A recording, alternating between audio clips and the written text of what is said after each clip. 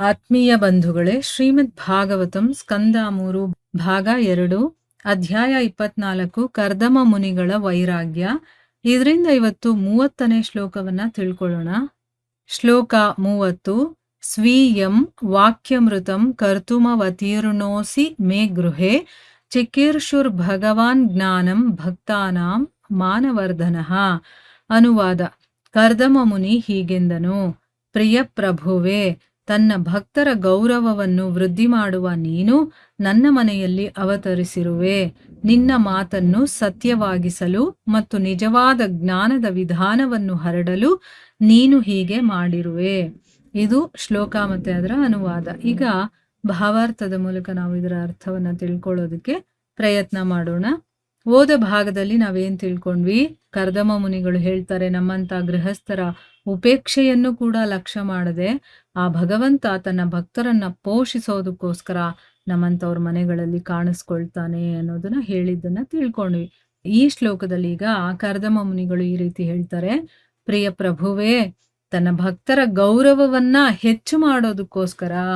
ನೋಡಿ, ಯಾವಾಗ್ಲೂ ಭಗವಂತ ಏನ್ ಮಾಡ್ತಾನೆ, ತನ್ನ ಭಕ್ತರಿಗೆ ಹೆಸರು ಬರಬೇಕು, ಅವರು ಮೇಲ್ಮಟ್ಟದಲ್ಲಿರ್ಬೇಕು, ಎಲ್ಲರೂ ಅವರನ್ನ ಹೊಗಳಬೇಕು, ಆ ರೀತಿ ಮಾಡ್ತಾನೆ. ಇಲ್ಲಿ ಅದೇ ರೀತಿ ಇವರು ಹೇಳ್ತಾ ಇರೋದು ಏನು? ತನ್ನ ಭಕ್ತರ ಗೌರವವನ್ನ ವೃದ್ಧಿ ಮಾಡುವಂತ ನೀನು ನನ್ನ ಮನೆಯಲ್ಲಿ ಅವತರಿಸಿದ್ಯಾ. ಈಗ ನೋಡಿ, ಭಗವಂತ ಕರ್ದಮ ಮುನಿಗಳ ಮನೆಯಲ್ಲಿ ಅವತಾರ ತಗೊಂಡಿದ್ದಕ್ಕೋಸ್ಕರ ಕರ್ದಮ ಮುನಿಗಳು ಮತ್ತೆ ದೇವಹೂತಿ ಇಬ್ಬರಿಗೂ ಕೂಡ ಗೌರವ ಸಿಕ್ತು. ಮತ್ತೆ ಎಲ್ಲರೂ ಅವರನ್ನ ಭಕ್ತಿ ಭಾವದಿಂದ ಗೌರವದಿಂದ ನೋಡೋ ಹಾಗಾಯ್ತು. ಅಂದ್ರೆ ಅವರಿಗೆ ಗೌರವ ಸಿಕ್ತಲ್ವಾ, ಅದಕ್ಕೆ ಕಾರಣ ಭಗವಂತ ಅವತಾರ ತಗೊಂಡಿರುವಂಥದ್ದು. ನಿನ್ನ ಮಾತನ್ನ ಸತ್ಯವಾಗಿಸೋದಕ್ಕೆ ಮತ್ತೆ ನಿಜವಾದ ಜ್ಞಾನ ವಿಧಾನವನ್ನ ಹರಡೋದಕ್ಕೆ ನೀನ್ ಹೀಗ್ ಮಾಡ್ತೀಯಾ. ಅಂದ್ರೆ ಭಗವಂತ ಇಲ್ಲಿ ಅವತಾರ ತಗೊಳ್ಳೋದಕ್ಕೆ ಏನು ಕಾರಣ ಅಂತಂದ್ರೆ ಭಕ್ತರ ಗೌರವವನ್ನ ವೃದ್ಧಿ ಮಾಡುವಂಥದ್ದು. ಅದಕ್ಕೋಸ್ಕರ ಅವನು ತಗೊಳ್ಳೋದು.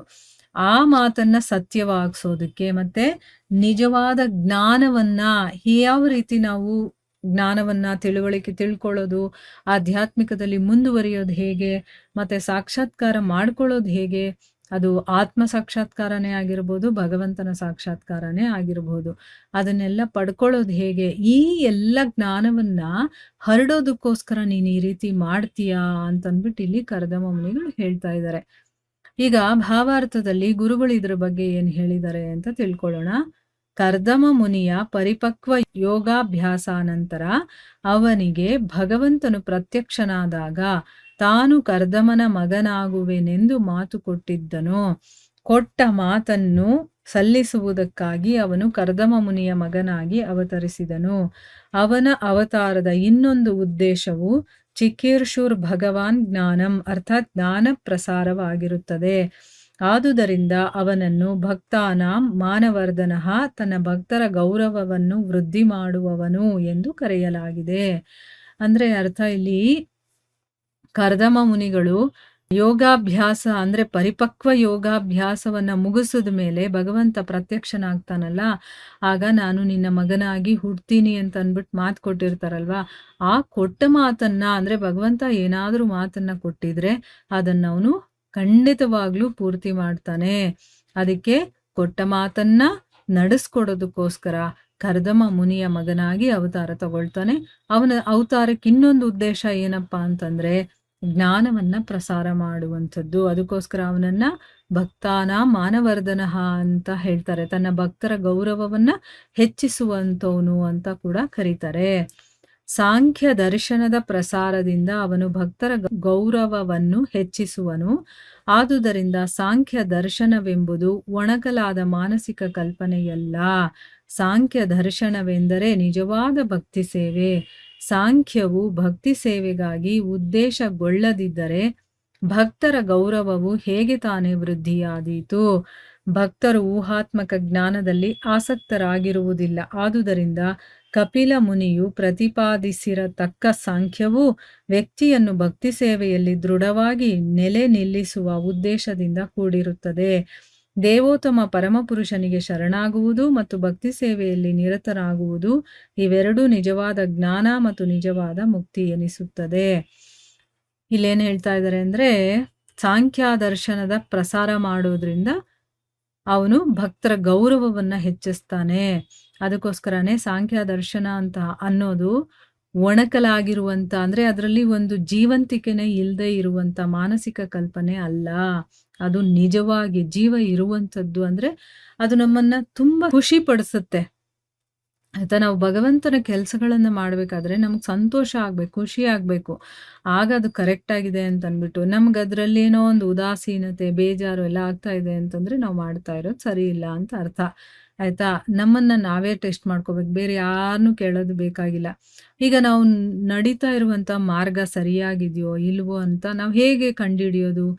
ಈಗ ಬೇಕಾದಷ್ಟು ಜನ ಮೋಸ ಮಾಡೋರಿದ್ದಾರೆ, ನಮ್ಮನ್ನ ದಾರಿ ತಪ್ಪಿಸೋರಿದ್ದಾರೆ. ಸೊ ನಾವು ಮಾಡ್ತಾ ಇರುವಂತಹ ಈ ಸಾಧನೆ ಅನ್ನೋದು ಹೇಗೆ ಸರಿಯಾಗಿದೆಯಾ ಇಲ್ವಾ ಅನ್ನೋದು ಹೇಗೆ ನೋಡ್ಕೊಳ್ಳೋದು ಅಂತಂದ್ರೆ, ಈಗ ನಾವು ಈ ಧರ್ಮಗ್ರಂಥಗಳನ್ನೆಲ್ಲ ಕೇಳೋ ಕೆಲಸವನ್ನ ಮಾಡ್ತಾ ಇದ್ದೀವಿ. ಅದು ಸಾಧನೆ ಅಲ್ವಾ?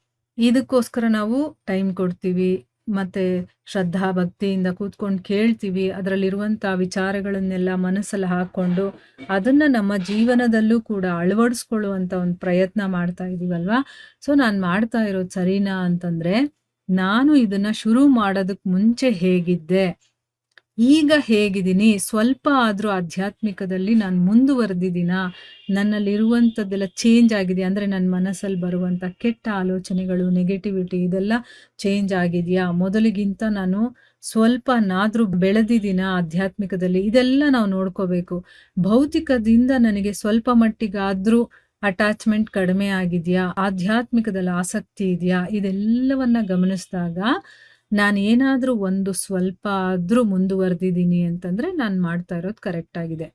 ಆದ್ರೆ ನನ್ನಲ್ಲಿ ನಿಜವಾಗ್ಲೂ ನಾನು ಕೇಳಬೇಕು, ಮಾಡಬೇಕು ಅಂತ ಹೇಳಿ ಮಾಡ್ತಾ ಇರ್ತೀವಲ್ವಾ, ಆಗ ಇದನ್ನ ಟೆಸ್ಟ್ ಮಾಡ್ಕೊಂಡಾಗ ನಮಗೆ ಕರೆಕ್ಟ್ ಆಗಿದೆ ಅಂತ ಗೊತ್ತಾಗತ್ತೆ. ಆದ್ರೆ ನನಗೆ ಆಸಕ್ತಿ ಇಲ್ಲ, ಇನ್ನೂ ನಾನು ಭೌತಿಕದಲ್ಲೇ ಇಷ್ಟ ಅಂತಂದು ಕೇಳ್ತಾ ಇದ್ದೀನಿ, ಏನೋ ಕೇಳಬೇಕಲ್ಲ ಅಂತ ಕೇಳ್ತಾ ಇದ್ದೀನಿ ಅಂದಾಗ ನಾವು ಮುಂದಕ್ಕೆ ಹೋಗೋದಿಲ್ಲ. ಆಯ್ತಾ? ಅದನ್ನ ನಾವು ಕನ್ಸಿಡರ್ ಮಾಡಬಾರ್ದು. ನನ್ ನಿಜವಾಗ್ಲೂ ಆಸಕ್ತಿ ಇದ್ದು, ನಾನು ಕೇಳಬೇಕು ಅನ್ನೋ ಇಂಟ್ರೆಸ್ಟ್ ಇದ್ದು, ಕೇಳ್ತಾ ಇದ್ದಾಗ ನಮ್ಮಲ್ಲಿ ತಂತಾನಾಗೆ ಶುದ್ಧತ್ವ ಅನ್ನೋದು ಬರುತ್ತೆ. ಆ ಧರ್ಮಗ್ರಂಥಗಳಲ್ಲಿರುವಂಥ ಪದಗಳು, ಅವ್ರು ಹೇಳ್ತಾ ಇರೋದು ಇಲ್ಲಿ ನೋಡಿ, ಸಾಮಾನ್ಯರು ಯಾರೂ ಹೇಳ್ತಾ ಇರೋದಲ್ಲ. ಇಲ್ಲಿ ಕರ್ದಮ ಮುನಿಗಳು ಮಾತಾಡ್ತಾ ಇದ್ದಾರೆ, ನಾರದರು ಮಾತಾಡ್ತಾ ಇದ್ದಾರೆ, ಬ್ರಹ್ಮರು ಮಾತಾಡ್ತಾ ಇದ್ದಾರೆ, ಮಧ್ಯ ಮಧ್ಯ ಮಹರ್ಷಿಗಳು ಮಾತಾಡ್ತಾರೆ, ಭಗವಂತ ಮಾತಾಡ್ತಾನೆ. ಇದೆಲ್ಲ ಕೇಳಿಸ್ಕೊಳ್ತಾ ಏನಾಗುತ್ತೆ, ಮತ್ತೆ ಆ ವಿಚಾರಗಳು ಕೂಡ ನಮ್ಮ ಬುದ್ಧಿ ಕೆಲಸ ಕೊಡುತ್ತೆ, ನಮ್ಮ ಮನಸ್ಸಿನ ಒಳಗಡೆ ಹೋಗುತ್ತೆ, ಹೃದಯಕ್ಕೆ ಇಳಿಯತ್ತೆ, ಆಮೇಲೆ ನಮ್ಮ ಕಿವಿಗಳ ಮೂಲಕ ಹೋಗುತ್ತೆ. ಈ ರೀತಿ ಅದರ ವೈಬ್ರೇಷನ್ ಏನಿದೆಯೋ ಅದು ನಮ್ಮನ್ನ ಪರಿಶುದ್ಧ ಮಾಡ್ತಾ ಹೋಗುತ್ತೆ. ನಾವು ಕೇಳೋದ್ರ ಮೇಲೂ ಡಿಪೆಂಡ್ ಆಗಿರುತ್ತೆ. ನಾವು ಯಾವ ರೀತಿ ಕೇಳ್ತಾ ಇದೀವಿ? ಕೇರ್‌ಲೆಸ್ ಆಗಿ ಕೇಳ್ತಾ ಇದೀವಾ? ಸ್ವಲ್ಪ ಗಮನ ಕೊಟ್ಟು ಕೇಳ್ತಾ ಇದೀವಾ? ಫುಲ್ ಕಾನ್ಸಂಟ್ರೇಷನ್ ಕೊಟ್ಟು ಕೇಳ್ತಾ ಇದೀವಾ? ಮತ್ತೆ ಶ್ರದ್ಧಾ ಭಕ್ತಿಯಿಂದ ಕೇಳ್ತಾ ಇದೀವಾ? ಎಲ್ಲ ಮ್ಯಾಟರ್ ಆಗುತ್ತೆ. ಇದೆಲ್ಲ ಸರಿಯಾಗಿದ್ದಾಗ ನನ್ನ ಆಧ್ಯಾತ್ಮಿಕ ಒಂದು ಸಾಧನೆಯ ಹಾದಿಯಲ್ಲಿ ಇದು ಮುಂದಕ್ಕೆ ಕರ್ಕೊಂಡು ಹೋಗ್ತಾ ಇರೋದು ನಮಗೆ ಗೊತ್ತಾಗುತ್ತೆ. ಆಗ ನಾವು ಎಷ್ಟರ ಮಟ್ಟಿಗೆ ಇದರಲ್ಲಿ ತಲ್ಲೀನರಾಗಿದ್ದೀವಿ ಅಥವಾ ನಮಗೆಷ್ಟು ಇಂಟ್ರೆಸ್ಟ್ ಇದೆ ಇದರಲ್ಲಿ ಅನ್ನೋದು ಗೊತ್ತಾಗ್ಬಿಡುತ್ತೆ. ನಾನು ಕರೆಕ್ಟಾಗಿ ಮಾಡ್ತಾ ಇದ್ರೆ ನಿಜವಾಗ್ಲೂ ನಾವು ಎಷ್ಟೋ ಚೇಂಜ್ ಆಗಿರ್ತೀವಿ ಇಲ್ಲಿವರೆಗೂ. ಆಯ್ತಾ? ಸ್ಟಾರ್ಟಿಂಗ್ ನಾವು ಹೇಗಿದ್ವಿ, ಈಗ ಹೇಗಿದ್ದೀವಿ ಇದರಲ್ಲೇ ನಮಗೆ ಗೊತ್ತಾಗ್ಬಿಡುತ್ತೆ. ನಾನು ಮಾಡ್ತಾ ಇರೋದು ಸರಿಯಾಗಿದೆಯೋ ಇಲ್ವೋ, ನಾನು ಸರಿಯಾದ ಹಾದಿಯನ್ನು ಹಿಡ್ದಿದ್ದೀನೋ ಇಲ್ವೋ ಅನ್ನೋದು ಕೂಡ ಗೊತ್ತಾಗ್ಬಿಡುತ್ತೆ. ಇಲ್ಲಿ ಸಾಂಖ್ಯ ದರ್ಶನದ ಪ್ರಸಾರದಿಂದ ಅವನು ಭಕ್ತರ ಗೌರವವನ್ನ ಹೆಚ್ಚಿಸ್ತಾನೆ. ಇದು ಒಣಕಲಾಗಿರುವಂತ ಮಾನಸಿಕ ಕಲ್ಪನೆ ಅಲ್ಲ. ಸಾಂಖ್ಯ ದರ್ಶನ ಅಂತಂದ್ರೆ ಏನು? ನಿಜವಾದ ಭಕ್ತಿ ಅಂತ ಹೇಳ್ತಾ ಇದ್ದಾರೆ. ಸಾಂಖ್ಯ ಅಂದಿದ ತಕ್ಷಣ ಬರೀ ಜ್ಞಾನ ಅಂತ ತಿಳ್ಕೊಬಾರ್ದು ನಾವು. ಸಾಂಖ್ಯ ಅಂತಂದ್ರೆ ಅದು ಭಕ್ತಿ ಅಂತಾನೆ. ಸಾಂಖ್ಯ ದರ್ಶನ ಅಂತಂದ್ರೇನೆ ಭಕ್ತಿ ಅಂತ ಅರ್ಥ.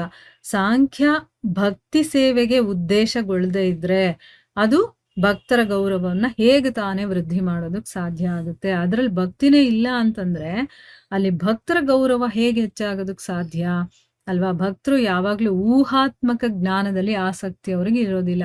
ಊಹೆಗಳನ್ನ ಮಾಡೋದಕ್ಕೆ ಅವ್ರಿಗೆ ಇಂಟ್ರೆಸ್ಟು ಇರೋದಿಲ್ಲ, ಅದರಲ್ಲಿ ಆಸಕ್ತಿನೂ ಇರೋದಿಲ್ಲ.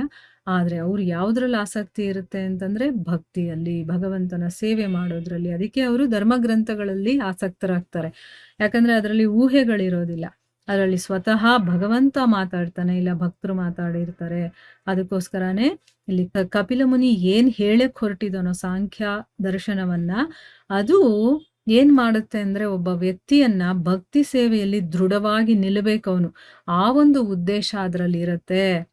ಈಗ ನಾವು ಯಾಕೆ ಸಾಂಖ್ಯ ಯೋಗವನ್ನ ಓದಬೇಕು ಅಥವಾ ತಿಳ್ಕೋಬೇಕು ಅಂತಂದ್ರೆ, ನಾವು ಭಕ್ತಿಯಲ್ಲಿ ದೃಢವಾಗಿರೋದಕ್ಕೆ ಏನೇನು ಬೇಕೋ ಆ ವಿಷಯಗಳನ್ನ ತನ್ನ ತಾಯಿಗೆ ಕಪಿಲ ಮುನಿಗಳು ವರ್ಣನೆ ಮಾಡಿ ಹೇಳಿದ್ದಾರೆ. ಆ ತಾಯಿಯ ಮೂಲಕ ಅಂದ್ರೆ ಆ ತಾಯಿಗೆ ಹೇಳ್ತಾ ಇರುವ ಜ್ಞಾನ ನಮಗೆ ಹೇಳ್ತಾ ಇರೋದು. ನಾವು ಕಪಿಲ ಮುನಿಗಳು ನಮ್ಮ ಮಗನೇ ಅಂತ ತಿಳ್ಕೊಂಡು, ನನ್ನ ಮಗ ನನಗೆ ಇದನ್ನೆಲ್ಲ ಹೇಳ್ತಾ ಇದ್ದಾನೆ ಅಂದ್ರೆ ಸ್ವಯಂ ಭಗವಂತ ನನಗೆ ಇದನ್ನ ಹೇಳ್ತಾ ಇದ್ದಾನೆ. ನೋಡಿ, ಭಗವಂತ ಯಾವ ರೀತಿಯಲ್ಲಿ ಯಾರ್ಯಾರ ಮೂಲಕ ನಮಗೆ ಜ್ಞಾನದ ಪ್ರಸಾರವನ್ನ ಮಾಡ್ತಾ ಇದ್ದಾನೆ. ಭಗವದ್ಗೀತೆಯಲ್ಲಿ ಅರ್ಜುನನಿಗೆ ಅದನ್ನ ಹೇಳ್ತಾ ನಮಗದನ್ನ ಹೇಳ್ದ. ಆದ್ರೆ ನಾವೇನ್ ಕೇಳಿದ್ವಾ? ಕೇಳಿಸ್ಕೊಂಡಿದೀವಿ ಅಷ್ಟೇನೆ. ಎಷ್ಟ್ರ ಮಟ್ಟಿಗೆ ನಾವು ಅದನ್ನ ನಮ್ಮ ಜೀವನದಲ್ಲಿ ಅಳವಡಿಸ್ಕೊಂಡಿದೀವಿ ಅನ್ನೋದು ತುಂಬಾ ಇಂಪಾರ್ಟೆಂಟ್ ಆಗುತ್ತೆ. ಇಲ್ಲಿ ದೇವಹೂತಿಯ ಮೂಲಕ ಕಪಿಲನಾಗಿ ನಮಗೆ ಅದನ್ನ ಹೇಳ್ಕೊಡ್ತಾನೆ. ನೆಕ್ಸ್ಟು ಅದು ಬರುತ್ತೆ. ಆವಾಗ ನಾವು ಅದನ್ನ ತಿಳ್ಕೊಳ್ಳೋಣ, ವಿಷಯಗಳು ಏನೇನು ಹೇಳ್ಕೊಡ್ತಾನೆ ಅಂತಂದ್ಬಿಟ್ಟು. ಒಬ್ರು ಭಕ್ತಿ ಮಾರ್ಗದಲ್ಲಿ ಮುಂದೆ ಹೋಗಿ ಭಗವಂತನನ್ನ ಕಾಣಬೇಕು, ಸಾಕ್ಷಾತ್ಕರಿಸ್ಕೊಳ್ಬೇಕು ಅಂದ್ರೆ ಏನೆಲ್ಲ ಮಾಡಬೇಕು? ಮೇನ್ ಏನು ಅಂದ್ರೆ ಶರಣಾಗತಿ ಮತ್ತೆ ಭಕ್ತಿಯಿಂದ ಭಗವಂತನ ಸೇವೆ ಮಾಡೋದು. ಇದನ್ನೇ ಸಾಂಖ್ಯ ದರ್ಶನದಲ್ಲಿ ಹೇಳಿರುವಂಥದ್ದು. ಅದು ನಿಜವಾದ ಜ್ಞಾನ ಅಂತ ಅನ್ನಿಸ್ಕೊಳ್ಳುತ್ತೆ, ನಿಜವಾದ ಮುಕ್ತಿ ಅಂತ ಅನ್ನಿಸ್ಕೊಳ್ಳುತ್ತೆ ಅಂತ ಅಂದ್ಬಿಟ್ಟು ಇಲ್ಲಿ ಗುರುಗಳು ಹೇಳ್ತಾ ಇದ್ದಾರೆ. ಸೊ ಇಲ್ಲಿಗೆ ನಾವು ನಿಲ್ಸೋಣ. ಹರೇ ಕೃಷ್ಣ.